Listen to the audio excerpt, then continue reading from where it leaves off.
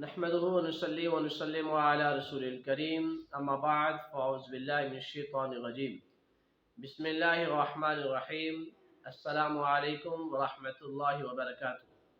ناظرین، آج آپ کے سامنے جو موضوع پیش خدمت ہے وہ ہے توبہ۔ ناظرین، آج کے موضوع پر آپ کے سامنے مصنوی کا ایک واقعہ پیش خدمت ہے۔ ناظرین، مصنوی شریف میں بنی اسرائیل کے ایک شخص کا واقعہ ذکر کیا جاتا ہے کہ بنی اسرائیل کا ایک شخص جس کا نام نشو تھا، اور وہ شخص عورتوں کے مشابہ تھا، یعنی اس کی آواز انتہائی باریک تھی، اس کی داڑھی نہیں تھی، اور اس کا چال چلنا بھی عورتوں کی طرح تھا۔ ناظرین، اس شخص نے اپنے روزگار کا ذریعہ عورتوں کے حمام میں جا کر عورتوں کا مساج کرنا بنا لیا تھا۔ ناظرین، یہ وہ شخص تھا جو عورتوں کے مساج کے ساتھ ان سے مزدوری لے کے اپنا گزر بسر کرتا تھا۔ اسے کئی دفعہ اس کے ضمیر نے ملامت بھی کی، مگر اس نے پھر بھی اپنی اس روش کو نہ چھوڑا۔ چنانچہ اس علاقے کے بادشاہ کی بیٹی کے حمام میں یہ چلا گیا اور اس کا مساج کیا، اور اسی دوران مساج کے بعد بادشاہ کی بیٹی نے دعویٰ کیا کہ میرا ہیرا گم ہو گیا ہے، لہذا میرے محل میں جو لوگ آئے ہیں ان کی تلاشی لی جائے۔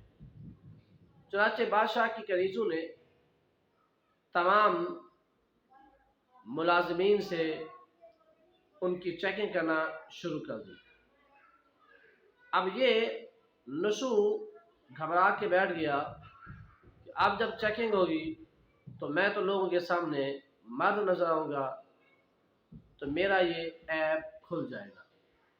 چنانچہ نشو نے دل میں اللہ کی بارگاہ میں گریہ زاری کی اور دعا کی، باری تعالیٰ تو مجھے معاف فرما دے، میں کبھی بھی اس برائی میں دوبارہ ملوث نہیں ہوں گا، اور آج میرا راز رکھ لے۔ چنانچہ نشو کی اس گریہ زاری پر اللہ پاک کو رحم آیا، اور غیب سے آواز آئی کہ بادشاہ کی بیٹی کے جو ہیرے کا معاملہ تھا وہ ہیرا اس کو مل چکا ہے، لہذا نشو کو چھوڑ دیا جائے۔ چنانچہ نشو اپنے گھر جاتا ہے بادشاہ کی بیٹی سے رخصت لے کر۔ وہاں یہ فیصلہ کر لیتا ہے کہ اب میں یہ معاملہ اور یہ کام نہیں کروں گا۔ بادشاہ کی بیٹی اس کے پاس پیغام بھیجتی ہے تو اسے ہاتھ کے درد کا بہانہ بنا کر اپنے آپ کو بچا لیتا ہے۔ اسی طرح اور بھی مختلف عورتیں اس کے پاس پیغامات بھیجتی ہیں، مگر یہ نہیں جاتے۔ بالآخر انہوں نے فیصلہ کر لیا کہ مجھے یہ شہر چھوڑنا پڑے گا تاکہ لوگ مجھے بار بار اس کام کے لیے نہ بلائیں۔ تو آپ نے جو مال مساج کی مزدوری میں کمایا تھا وہ سارے کا سارا مال آپ نے غریبوں میں تقسیم فرما دیا، اور نشو دوسرے علاقے میں چلے گئے۔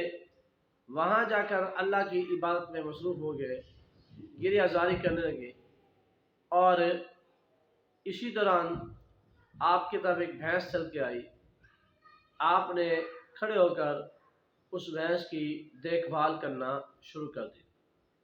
چنانچہ آپ اس کی دیکھ بھال فرماتے رہے، اور پھر ایک قافلہ آ گیا، اور قافلے والوں نے آپ سے پانی طلب کیا تو آپ نے ان کو پانی پلایا، اور جاتے ہوئے قافلے والوں نے آپ کو بہت زیادہ اماؤنٹ دی، بہت زیادہ مال دیا، اور خوشی خوشی وہ لوگ چلے گئے۔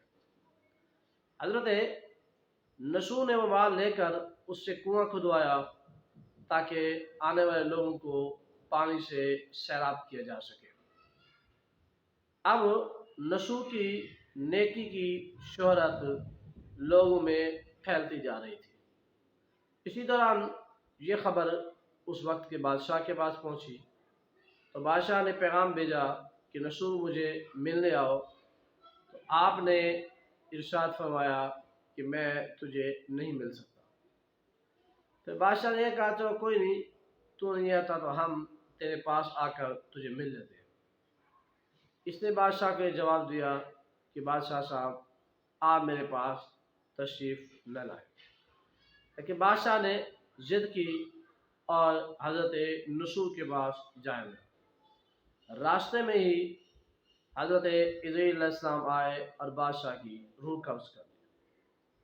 اب بادشاہ کی موت واقع ہو گئی۔ اب ان لوگوں کو بادشاہ بنانا تھا تاکہ وہ نیا حاکم آئے اور ان کے معاملات کو سنبھالے۔ اب تمام لوگوں نے اتفاق کر لیا کہ ہمارا نیا حاکم وہ نسو کو ہونا چاہیے۔ تو اس طرح نسو کو اپنا بادشاہ بنا لیا۔ پھر وہ شہزادی جس کا آپ مساج کرتے تھے، اس شہزادی نے نسو کے ساتھ شادی کر لی۔ ناظرین، یہ نسو اللہ کی بارگاہ میں اتنا عرصہ گریہ زاری کرتا رہا کہ باری تعالیٰ مجھے معاف کر دیا جائے، اور آج ہم ہیں جو اپنے گناہوں پر معافی کا نام ہی نہیں لیتے۔ تو ناظرین، خلاصہ یہ ہے کہ ہمیں ہمیشہ اللہ کی بارگاہ میں توبہ مانگنے کی کوشش کرنی چاہیے۔ اللہ تعالیٰ ہمیں عمل کی توفیق عطا فرمائے، آمین۔